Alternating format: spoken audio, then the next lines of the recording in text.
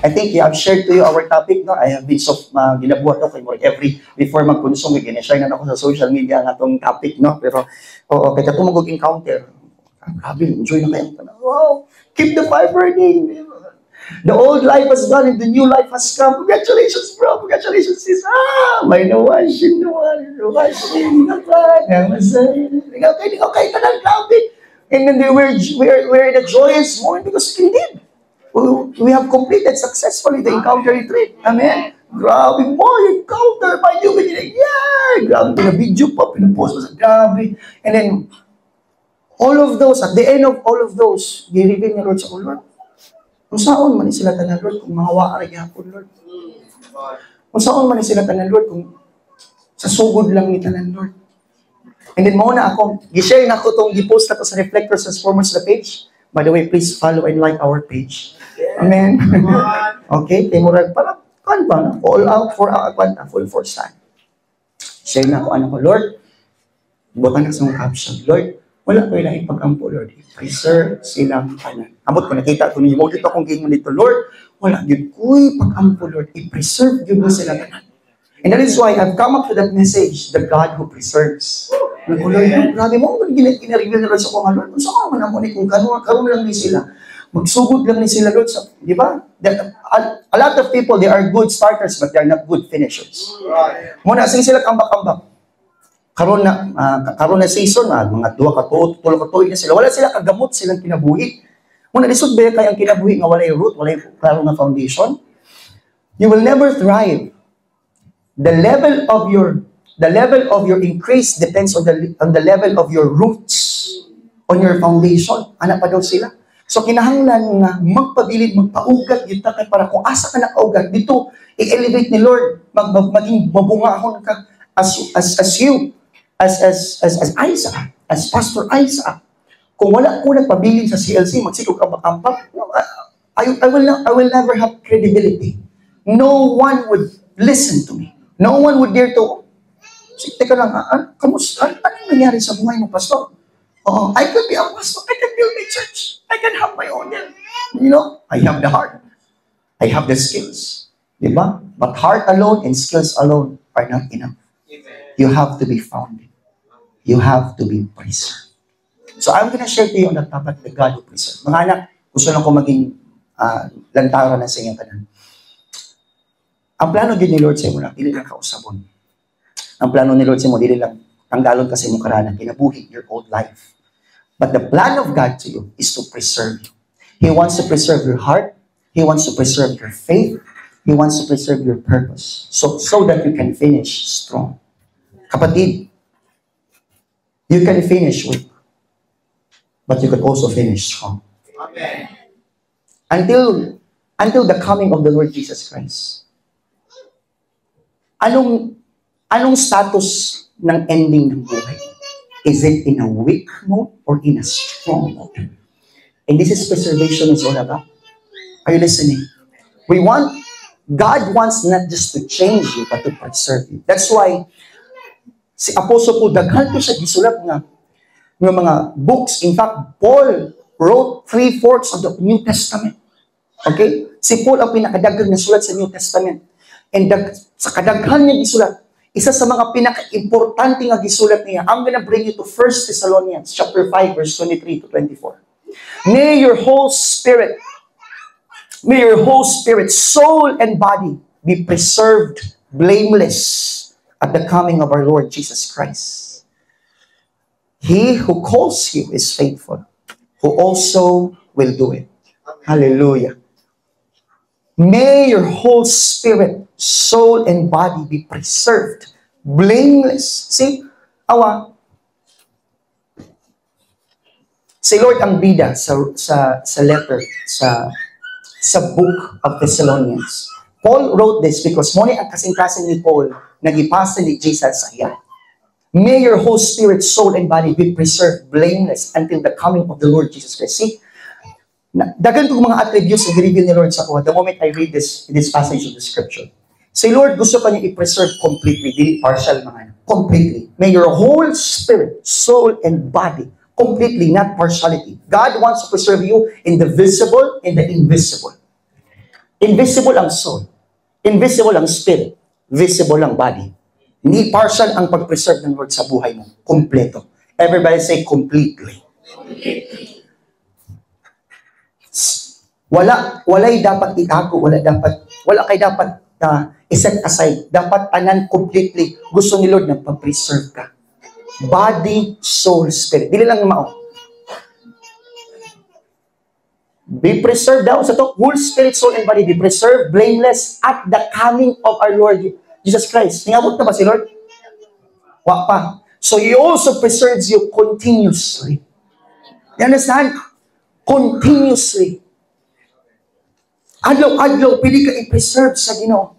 Until sa pagbalik ni Jesus. Wala lang kanya i-preserve completely, but continuously.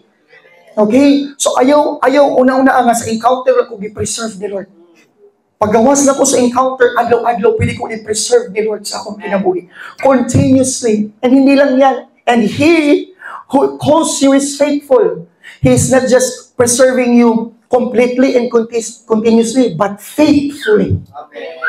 3 things na nakita na ko kay Lord. How the way He preserves. He is the God who preserves man. But what's His attributes? So how the way He preserves us?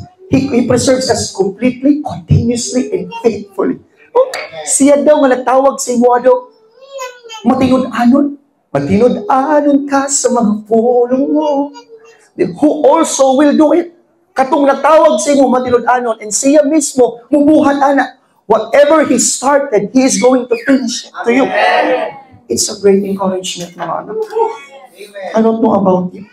Kabalo ba ka ang pagkamatinod-anon ni Lord, wala na depende sa imong strength as a disciple. Amen. The staying power of God, the preservation power of God doesn't depend on your performance. It doesn't depend on your strength.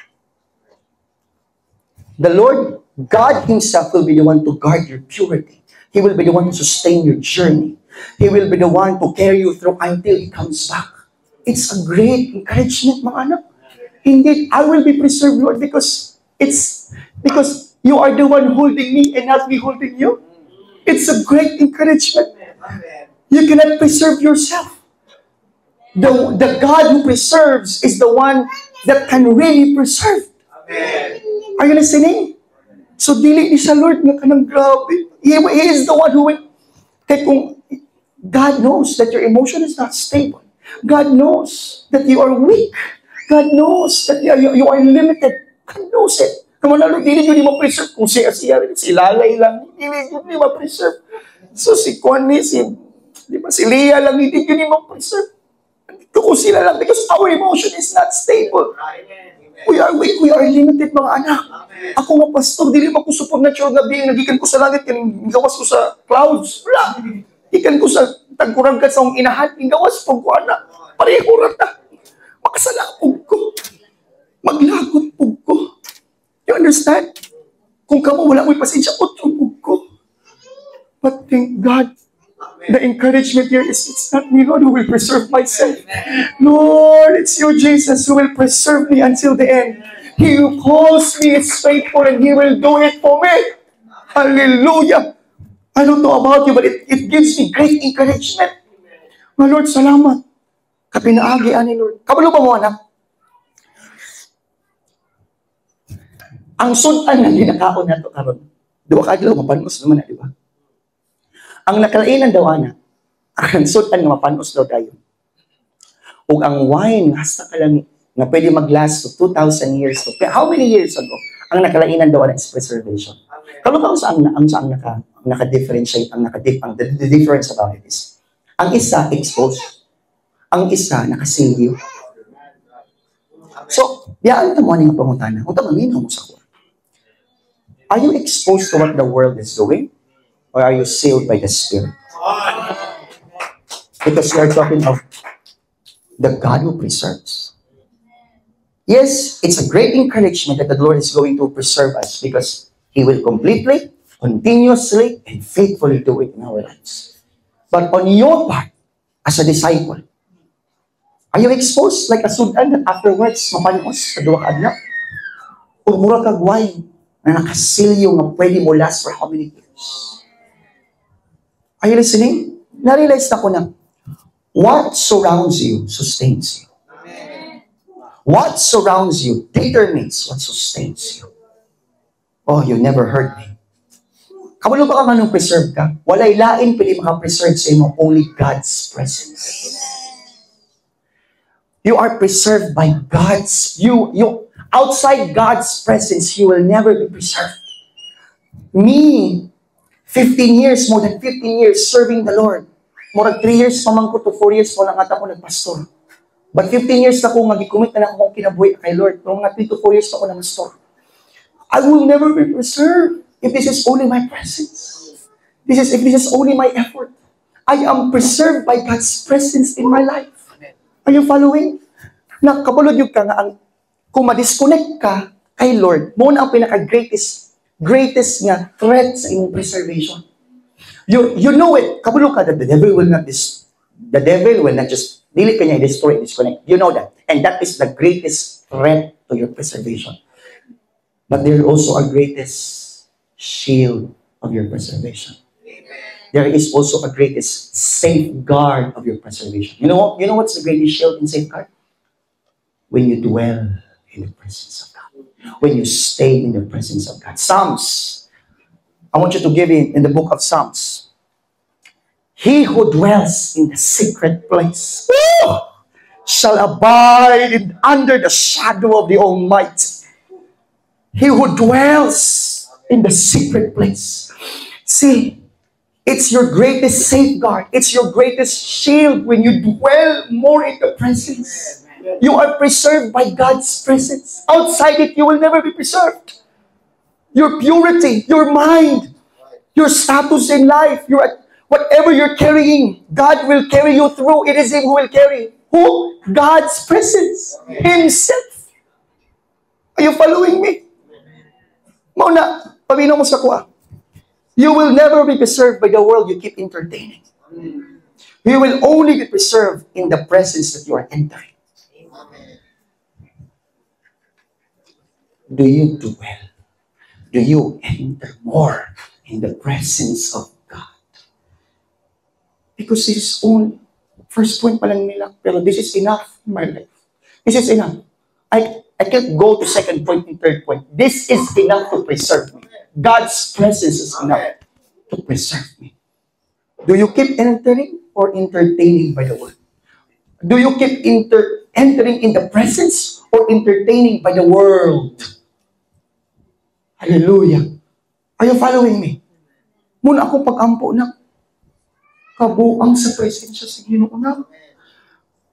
Kung naman kayo mabuang, muna, dali lang kayo ang bisyo, dali lang kayo ang mga sexual urges, dali lang kayo ang makadisqualify sa imo ang body, soul, and spirit. Muna na si Paul Mayer, whole. Kasabot kang whole? Body, soul, be kept, be blameless, be preserved, blameless at the coming of the Lord Jesus Christ. And He who calls you is faithful, and He will also do it. Why he said that? Because He knows that you are easily distracted, disqualified, you are easily get tired and lost.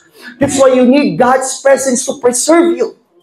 God's presence should be the one that surrounds you so that it will sustain you. What surrounds you? What are you entering this season? Do you only enter the encounter? Do you only enter only during Sunday service, mga anak? Or do you really keep entering in the presence of God?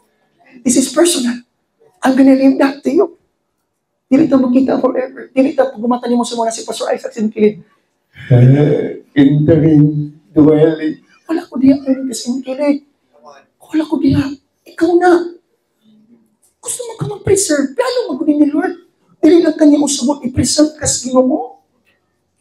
Are you following? Pagpa-preserve sa presensya ni Lord, ayaw sa ubang presensya. Mo nang gitawag na God's presence.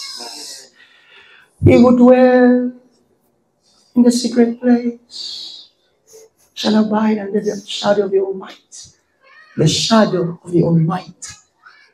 Sabot ka tong kanta nga lilim.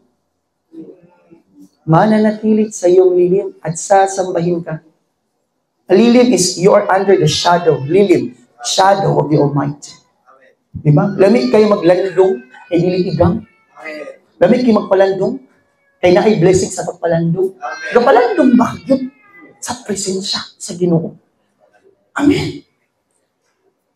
Maglisot pag kita na. Muna, gani dito. Ang Bible sa Mateo, di ay, anak tiyang matinga. Ikaw daw ang asin sa kalibutan. You are the salt of the earth. Napansin ko na po sa salt na. Pag may nagkatag salt, lasa dahil. Diba? Wala lang ang tola pag may asin. Ay napilang bitsin. Hindi mo na healthy. Dito, wala man ito, you are the bitsin of the earth. Wala man, you are the salt of the earth man. Ayan lang bitsin. Ajinomoto yan. Sa salt sa ata. Naman po yung mga seasoning. Okay na lang siya. Pero salt ba? Digits ni mo. Jig sarap na lang. Po na siya. Pero ang salt mismo ba, natural siyang pampalasa sa tao, pampalasa ka. Pero dili lang siya ginagamit. For tasting, it's for preserving today. Muna, rawa, the salt preserves the meat because the salt penetrates the body of the meat. Muna ang meat, muna ang ice, ma-preserve siya, madugay-dugay, pagkaya siya tungkol sa asin, ay power on the ang asin, para ma-preserve siya. See, God's presence preserves you because it saturates you. Amen. Oh, you never heard me. Hallelujah. If God's presence is not preserving you, it means it never saturates you. Does God's presence saturate you? Because it will really preserve you. Lord, nakasulod ba yun ang imo? Kaya kung murag asin ba, nakasulod, na surround sa meat, ma-preserve na, magdugay-dugay na. Do you understand? Dili ka mamumblema, medyo magkidugay-dugay na, ma-preserve na siya. Ma-preserve ka pag makasulod. Ang asin, ang presensya sa Ginoo sa imong kinabuhi. Muna, pag mata sa buntag, ay, hinakuyok mo sa Ginoo, Lord, preserve me, Jesus. Lord, enlarge my tent. Lord, my delight is in you. Lord, my desire of knowing you, God. Hallelujah. Dili lang ko magsalit sa mga pastor, gagwapo ka pa sige, preach, Ginoo. Sabi mo rin. Salamat, isip ako gwapo pa. Nasa kamay. So, di ba? Hindi lang ko magsalig, Lord. Ako, Lord, please. Kung saan na lang pagkuhanin mo si Dad Isaac, Lord. Kung saan mo nga kuha ni Lord. Hindi, pwede, Lord. Kailangan ko, Lord, ako una mainla, mabukan ko sa iyo. I can stand for you, Jesus. Muna, pag matagal sa buntang, ayaw ko na utang na yun. Ayaw na. Saan ko magawa sa client, Lord. I mean, pag grabe po, uy, dwelling ba? Lilim. Dwelling po, balik na po. Amen. Dili kay pag mata din wala pa studies ako kay exam na pud na mo. Ano ay relax. Allow the presence to saturate inside you. Amen. Di ba? Kuan mong gugudad, president mo sa school. Kuan mong gugudad kanang 5 akong klase. Kuan mong gugudad kanang baka kabaludan. Ay, nako, nimo. The more ka busy, the more ka magpatuwin. Amen! The more ka dagang ginabuhat, the more ka mo undergo saturate sa presence ni Lord. Preserved by God's presence. Hallelujah. Amen? Grabe. Muna si Jesus, nag-pray siya. Kailan kang pray ni Jesus? Lord, Ginoo ko. Ayaw sila palayasan, Lord. Namag-pray si Lord sa Book of John. Nga gabi yung pray. Ayaw sila palayasan, Lord. Ngayon, di ba, namatay sa prayer nga, di ba, Lord, tanggalan din ang problema, Lord. Hindi na ko kaya, Lord. Lord, ano na lang, Lord, kung hindi mo tanggalan, Lord, pwede na lang, Lord, ako, tanggalan na lang kuha ni Lord, yung sitwasyon, right kick ka pa. Di ba, kung hindi mo matanggalin ang problema, Lord, tanggalan na lang kuha ni sitwasyon, Lord. Kaya para, okay kita, Lord, right kick ka. Hasa mo ka bright, pero nag-pray ba si Lord? Kung ipakita na to, nasa i-pray dire. Nasa i-pray dire, oh. My prayer is not that you take them out of the world, but that you keep them from the evil one. John 17:15. Si Jesus yung nag-pray nga, Lord, tanawa na ka, gusto na ko masabtan ninyo, ikaduha na pamaagi para ma-preserve ka, we call it God's process. Aside from the God's presence, natin ginatawag na God's process. Are you listening to me? God wants to preserve you in the way He wants to process you. Okay? And then that's why gusto nato nga, Lord, I don't want you, Lord, to just isolate me, to escape me, but gusto ni Lord nga i-keep kaniya ba? ma-preserve ka na, makip ka niya, maski nakaan ang problema nga challenges. Dili ka diretso dayon nga, Lord, kuhaan ni Lord. Lord, kuhaan na lang ko, Lord. Gusto ni Lord, i-process ka ni kanong. Tawag na ko na God's process of preserving you. Di ba, kasabot pa kung kakapoy na magudan. Lisod nyo dad. Kuhaan na lang ni Lord, be. Or kuhaan na lang ko. O sige, kuhaan ka ni Lord. Di ba? Lisod mo lang. Gusto ni Lord na i-keep ka, anak, ka gina-process ka sa Ginoo. Are you listening? Hallelujah, ha? Hindi mo katapat, God's process. Hindi mo katapat, ayaw katulog. Amen? God's process. Amen? Kasi sayon mo kayo mag-isolate. Matakas ka ni. Ano sila, manilabot. Sasakin ako. Ano mo kung nila? Hindi ba pwede mag-ayat ko? Mga nang ginag-proseso ka ni Lord para hindi ka piniti sige karyat-karyat. Wala mo ko nag-ingon nga dili kahigugmaon. Wala mo ko nag-ingon nga mali ang makinaryatay. Pero 5 katuig na 10 katuig sa Ginoo inaryat ng gihapon ka. Antod ka Lord, baby Christian gihapon ka. Wala kang gipansin mang luod ka. Wala kang gi-greet sa mong birthday, di na kagalang mo reply.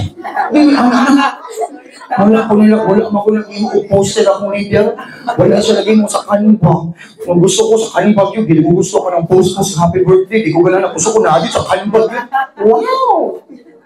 Hindi, tagay nga nag-template imong disciple para sa buhay. Ayaw takas, ayaw isolate. God wants to keep you so that you will be processed by Him. Oh, hallelujah. Amen. Paproseso ta. Kamulo mo pag maproseso ka sa Ginoo, maproseso ka ni Lord sa mong kinabuhi. You will become unshakable. Oh, dili ka matarog pa. Oh, paguman, you will become more useful in the kingdom of God. Ano man, kung makaingon ko, kalinayabol naman ka. Pa-process mo ka, dili ka. Lord, na-proseso ko sa Ginoo. Dili na basta-basta. Awayon mo na, dili na mo react na yun. God's process is upon Him. Na-preserve siya sa God's process. Dili ka siya. Imo na rin yung kuha na, dili siya mo react na yun ba? Kapag siya, He knows who He is. Nasa identity nga naka-bless sa diya ka Jesus. Muna dili siya basta-basta. Amen? Sa to, you become unshakable, you become useful. Napakagibutang diri. Unsay ginambuhat sa promise ni Lord. You become holy. You resist the temptation. When you are processed by the Lord in your life. Amen. Diba? Tukso, layuan mo ako. Walay tukso mo layo. Tukso galing. Tukso is spelled as D-E-S-I-R-E. Desire. Hindi ka na tutuksoin kung hindi mo gusto. Amen? Anong tukso sa hindi gusto? Kasi gusto mo, tutuksoin ka talaga. Ganahan mo din ka, ako, dili naman ko sa una, dili naman ko ma-tempt sa Red Horse. Di ka sure. Galing mo ka pagkatara. No? Di mo na, sorry mo ka na sa ko. Salamat bro. Para yun. Amen? Pero kung kabalo ka sa kontentasyon, ay, mapildi ka. Kaya di na magkamatintal sa dili mo gusto. Muna, temptation is spelled as D-E-S-I-R-E. Amen? Dili mo mga tuong yawa sa imo nga nakabuntot, nakasungay nga ito, mga nag-negro, dili. At tuon kanya naka Coca-Cola body, mangutot, grabe. Ay na. Desire man na siya. Mauna pag nga ka sa process sa Ginoo, you build resistance against temptation. Kaya proseso ka sa Ginoo. So sa pag-proseso ni Lord sa imo, simple lang. Tukso pa more. Kamalo ba ka, tukso is not a sin? Temptation is not a sin? But when you get in and enter temptation, that is sin. Amen. Actually, ang temptation, dili na sala. Dili na sa sala ang kulot.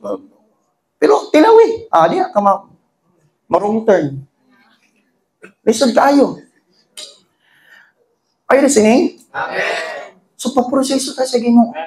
Amen.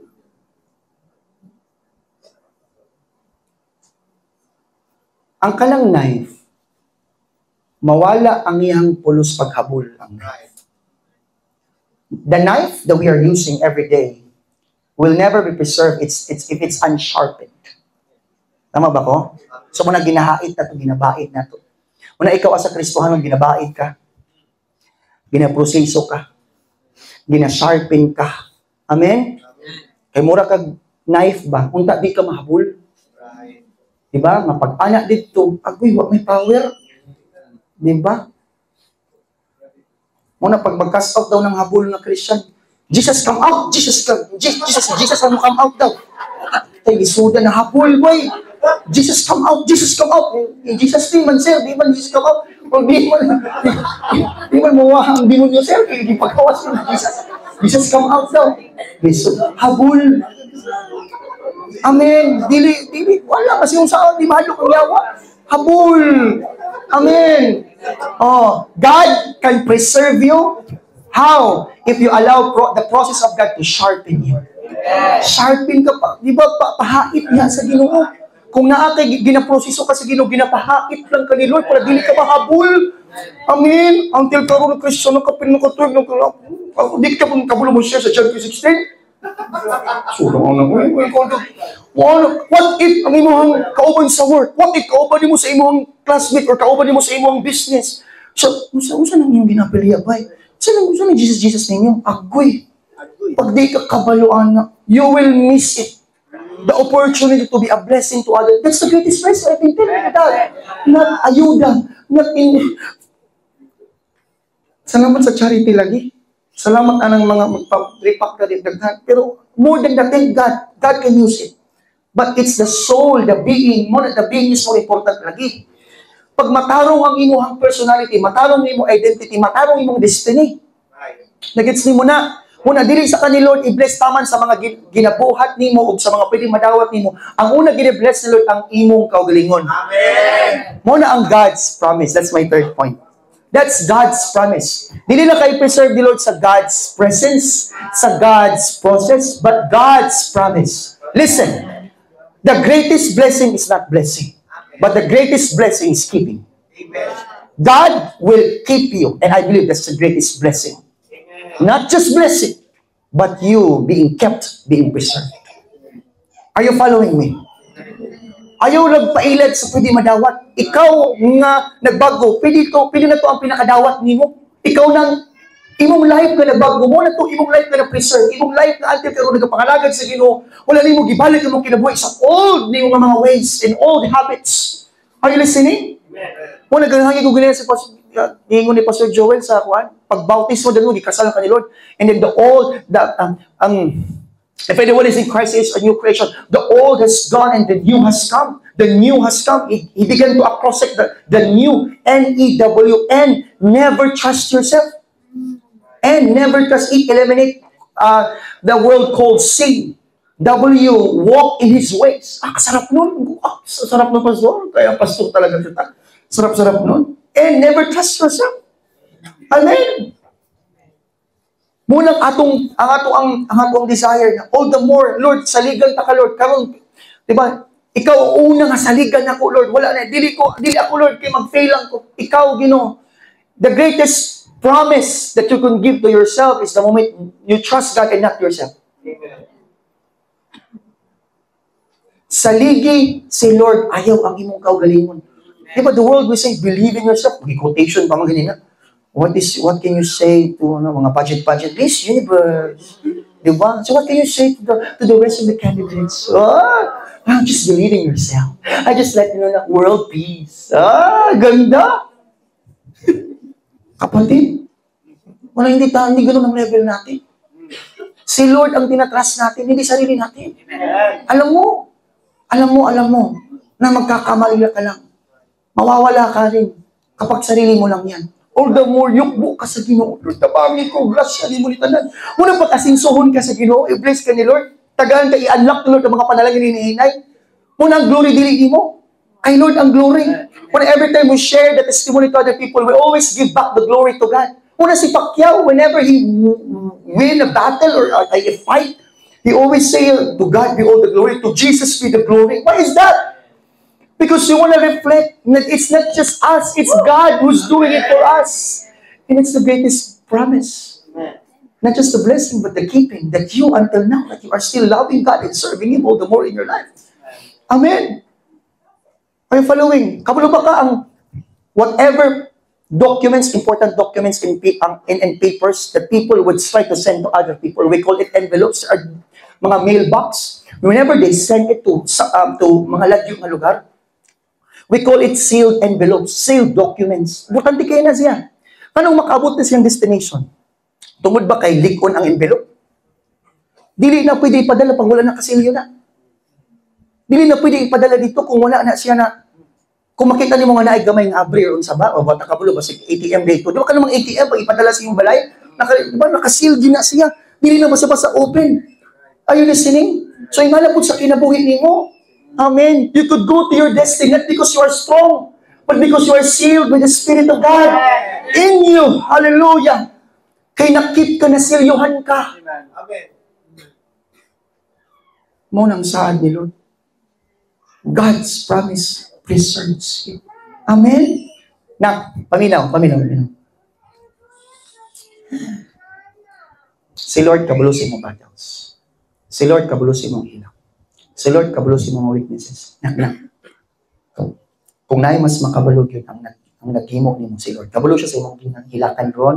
Wala ko kabalo. Pero si Lord kabalo din siya. Kabalo siya sa imong battles. Kabalo siya sa imong weakness. But He can still say to you, I can keep you now.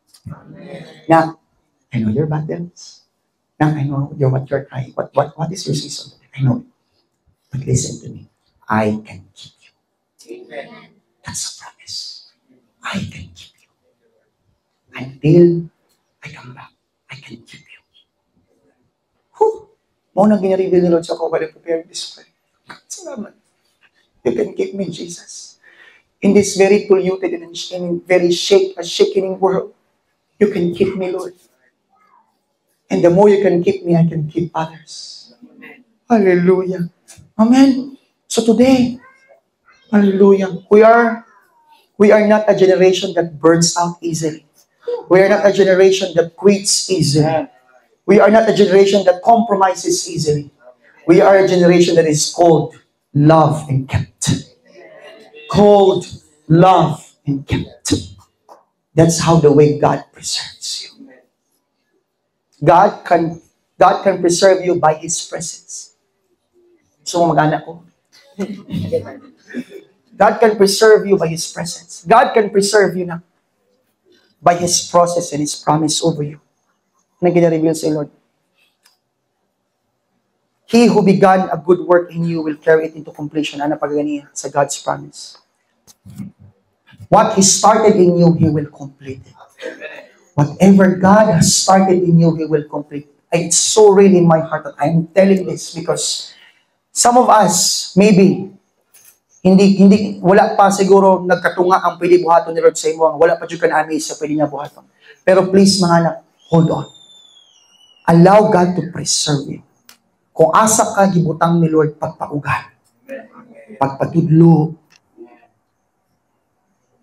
I-allow, i-mold ka, i-sharpen ka, i-process ka ni Lord. I-allow ang iyong presensya na mamuhat sa imong kinubuhi. I-allow nga ang iyang saad sa imo nga i-keep ka niya, i-preserve ka niya. Until sa pagbalik niya, He is faithful. And He will complete it to you. Amen? Are you encouraged? Are you edified? Are you empowered today? Amen? So yan ang magiging heart natin ngayon. Sana Lord, in the coming years, mag-graduate na ka, magkasakyanan na ka. Hallelujah. Tagaan ka ni Lord ang mga nindot ng mga opportunities. All the more na preserve ka siya. Amen. Hallelujah. Amen. Ayaw lang ato sa opportunities na. Ayaw lang ato sa pilihatag ni Lord sa imo. Allow God really to preserve you. Opportunity is just there. Money is just there. Dreams, it has been there. I know it has been there. But when you allow the presence, the promise, and the process to preserve you, you will see to it that you become like Him. His desire, His heartbeat will be yours. It will become your heartbeat at the same time. So that's my prayer today. Wala akong iba. Yan lang ang preaching ko. Hindi ko nahabaan kasi late mo tayo nag-fight. Pero, mong prayer ko lang, let's meet the God who preserves today. I mean, Lord, preserve me more. Kasi wala akong ibang prayer, Lord. Pag na-preserve mo ako, Lord, alam ko pa, Lord, ang maraming pwedeng mangyari kapag na-preserve mo ako. Oo, wag mong, please, listen. Wag mo lang, no eye has seen, no ear has heard, no mind has conceived what God has prepared to those who love Him. Ano ang Bible? What God has prepared to those who love Him. Wala day mata pa nakakita, wala pa'y dalunggan na nakadungog, wala pa'y unahuna na nakahuna-huna. Sa giandam ni Lord sa iyong mga anak na higugma niya. Kanang anak. Amen. Muna be preserved by the Lord. Ayaw pagkuhan dito sa kalibutan. Ang magugma po niya. Lawas magugma po. Ganahan magugpuan. Ang lawas to lang na. It's dili lang na sa kalibutan. Look at your life. Eternity awaits you. Amen. What you do here affects your eternity. Anong Bible? Whatever you do are doing today. So, taro nga. Amen. Kung na may mga times ka madiskurahi ka, may mga times ka maglisod ka, yung po, sa Ginoo. Lord, badlong ako. Lord, i-remind ko si mo, saan? Amen. Okay. Ka na mag-post po sa Facebook. Matarong na sunod. Matarong na, okay na. Wala, hindi mong kubong. Kita na ikaw sa mga post sa Facebook. Yati mo, ha? Disciple pa naman, ha? Naka-notes sa messenger, yati mo ako. Praise God! Hallelujah! Sarap! Nakita nyo, di ba? Nakita nyo na pagka-disciple. Sige lang, hindi mo gawin mo sa imo. Ano mo ito yati mo? Kung mo naman, lamit komenta na. Ay siya, sorry po. Ano ko? Si Pastor! Yati mo po! Sorry po. Matalong na lagi na. Yukbo, sige no, ilak ito. Anong yati mo ni mo na kay Lord, yati sila Lord, nalagot sila. Kay Lord, pala ni mo yung kasubot-sunod sa imo. Sabi ito. Di ba? Diyos ko.